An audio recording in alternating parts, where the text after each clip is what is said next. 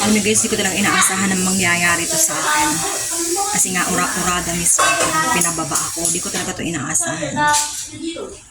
So, wala namang problema sana kung gusto akong pababain. Ora mismo, walang problema sa akin. Pero yung pagbibintangan ako ng hindi ko talaga ginawa. Parang sama-sama naman, di ba? Alam niyo guys, di ko talaga inaasahan na urada akong pinababa ng amo ko. Grabe pagod ko. Tingnan mo yung luggage ko kasi nga hindi ko naman alam na bababa pala ako. Pinagtatapon ko nga yung iba kong gamit kasi nga ang pagdadala marami. Ang dami kong dala. Hingal ako. Siyempre ako lang mag-isa anong oras na. Pasado 10:00 na. Alam mo guys, di ko talaga ito inaasahan.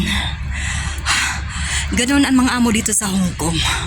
Kung di ka na kailangan, pag gusto nilang pababain ka, ura mismo, pabababain ka talaga sa ayaw at sa gusto mo. Wala namang problema guys sa akin na kahit anong oras bababa ako. Walang problema yon. Alam mo, ang sakit lang ng loob ko.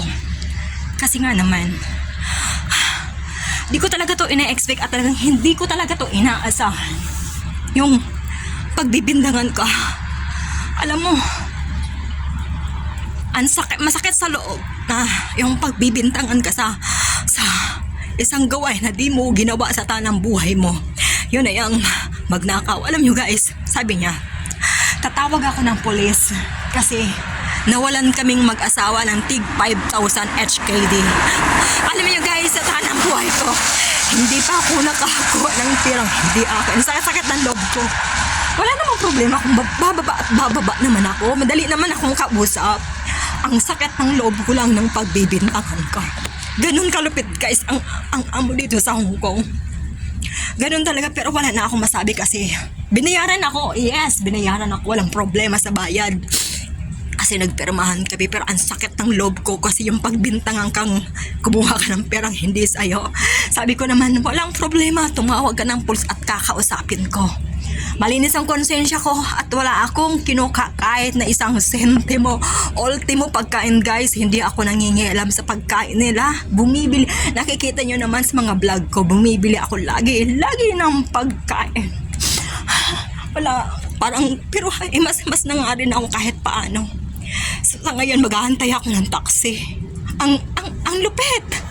Ganun kalupit yung amo ko. Diyos ko po. Sige guys, mag-aantay lang ako ng ano. Kasi nga, alam mo, yung mga binigay sa akin ng amo, kahit isang pirasong sinulid, wala akong kinuha. Ang dami niyang bigay sa akin na damit, hindi ko talaga yun pinagkukuha. Kasi baka mamaya pagbintangan niya ng nakaw ako. Kaya kung ano yung dala kong damit, kung ano yung binili ko, yun lang ang kinuha ko. Ang hirap, ang saklap.